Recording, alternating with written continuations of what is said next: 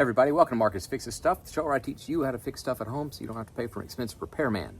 In today's video, I'm going to show you how to take the brake pads off of this 2011 Jeep Grand Cherokee and put some new ones on. And this will work for just about any Jeep Grand Cherokee and a lot of other vehicles. You know, the techniques transfer.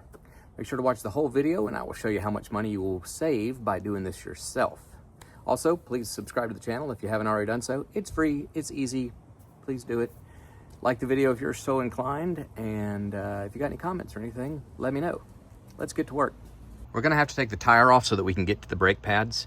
The emergency brake is set on the Jeep, and we're gonna loosen the lug nuts, and then we're not gonna take them all the way off, we're just gonna loosen them. And then we're gonna come over here, and if you look at this molding it's just between the tires here on the Jeep, there's a little triangle, and that's where we put the jack. This jack is just the one that came with the Jeep. If you've got one of those cool, hydraulic jacks, I recommend using that because it's a lot faster. So we're gonna loosen the lug nuts. I'm gonna raise it up, but I'm not gonna bore you with me doing all that stuff on this video. It's just gonna get done. This big rusty metal pin's gonna have to come out of there, and it's kind of spring loaded, so you wanna be careful, but we're just going to get our screwdriver under there. You can use a pry bar or whatever you want. And we're going to loosen it up everywhere and then slide it out. Removing this is kind of tricky because you see right there, that little hook goes inside that hole that's behind it. And I had to grab it with this pair of pliers and stick my screwdriver inside that hole. Once I did that though, it came right out. So unfortunately I had the camera off when I was doing it, but I grabbed it, I stuck this in there and pried, and the whole thing popped out. So the next step is going to be taking this caliper off. So if you look behind here, and I don't know how well this will show up on the camera, let's see. There are some big bolts holding this thing on back here somewhere, and we've got to find those and loosen them up so we can get this caliper off of the rotor. All right, this thing right here is where the bolts are hidden, and there's one on the top of the caliper and one at the bottom of the caliper. So we are going to pop these covers off with our screwdriver. There we go. And now if you look in there, see if I can get a good view. Probably not. Up here, there we go. There is a big old, kind of like a hex nut, Allen key type bolt thing holding that on. So we're gonna take the bottom one off too and go to the next step.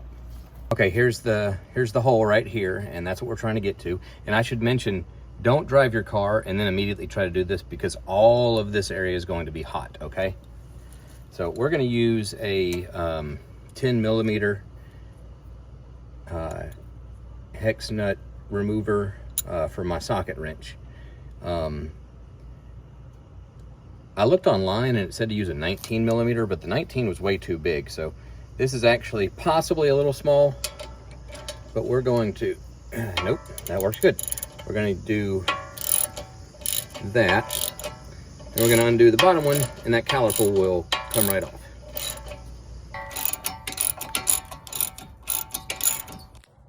All right, I've got this slider pin out now, and I had to stick a screwdriver down here and force that out. But now we can pull it right out. There it is. We'll set that aside. We'll put it with our lug nuts over here, and now we can do the same to the bottom. Now we should be able to get this caliper off now that that tension is gone. There we go. Slide it right out. Now, something to be careful of before I let go of this. This is your brake line back here, and your wiring that powers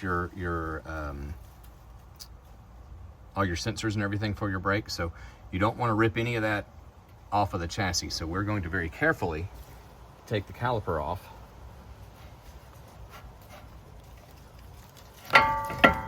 And we're not going to drop that. We're just going to sit it up here. If you want, you can get a bungee cord or something that suspends it, but I just put it right there. Okay, this is one brake pad, and as you can see, it just comes right off. And doesn't look all that bad, but this thing was squeaking like it was time for a change. The other brake pad is still in this caliper. right here, and we're just going to pop it out as well. And if it doesn't come out easily, just give it a little force, and there you go. Let's get our new brake pads. All right, here's our new front brake pads, and as you can see, they're a lot less worn, and that's a good thing. So we're going to put those back in just like they were. And now before we put the other ones on the caliper, we're gonna have to push these brake pistons back in, and I'm gonna show you my trick for doing that. All right, so what I do is just get a piece of scrap 1x and lay it on top of there. And then I take just a regular old work clamp and place it right over the first piston. And then I tighten. And I realize I have not given myself much room, but you can see that that piston has already gone down some.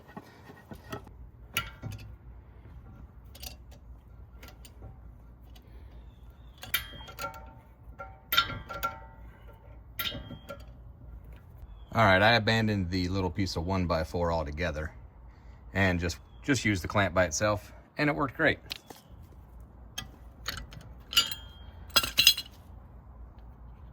Now we are going to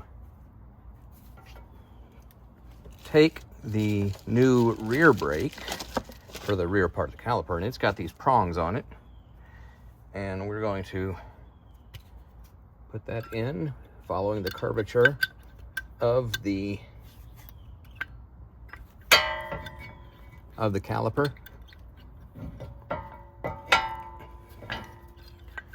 And if I had better hand strength, get that on better. All right, there we go. Sorry about the camera angle, but I had to use brute strength to pop that in there, but there you go. Now we're going to put the caliper back on the rotor. You see how tight it is? There we go. That's why it's important to have that those pistons pushed all the way in. Now we will get our little wire spring and just wedge that back in there. A lot easier going on than it was coming off. I'll tell you that for free. Last thing we're going to do is put those screws, these things, back in to the caliper. And remember, we had to wedge them out, so we're going to have to kind of work them back in again as well. But I won't bore you with me screwing these back in with my socket wrench. Instead, I will show you how much money you will save by doing this yourself. The average cost for you to take your car somewhere and have a mechanic do this is $1,000. That's for all 4 tires. And then that's what I'm doing. I'm doing all 4, but I'm only showing you the one because they're all the same, roughly. Anyway, $1,000, and it can be up to $1,200. It could be around $800, but $1,000 on average. The cost for me to do this, my time, and $50 for the part, which I ordered on Amazon, and I will put a link to in the description. That's a savings of $950, and that is a ton of money, people. That's why we do it, saving money. Let's get back to the Jeep. Both of those big bolt screw things are back in place. We're going to put these caps back on. Keep those tight and clean in there. If you have some, I didn't, but if you have some, before you put those brake pads back on, spray some brake cleaner on there just to I mean, while you got the tire off, might as well clean everything up, but that's okay. All right, let's see. Spring is tight, brakes are in place, caliper is on tightly. All we have to do is put the tire back on. Okay, one last thing to do is to crank the car and then pump the brakes several times, like 4 or 5. That's gonna pull those pistons on the caliper back in to where the brake is nice and tight. Just a little tip there. Remember, when you lower the tire, go ahead and tighten those lug nuts one more time just to make sure that they are nice and tight. Safety first. Or 3rd or 4th, somewhere around there, but be careful. Anyway, that looks like another job well done. Thank you for watching Marcus Fixes Stuff. Please subscribe to the channel and like the video. Leave me comments if you got it. And that was comments, by the way, not comets like in the sky. But I guess, you know, if you want to leave me a comment, I would take that as well.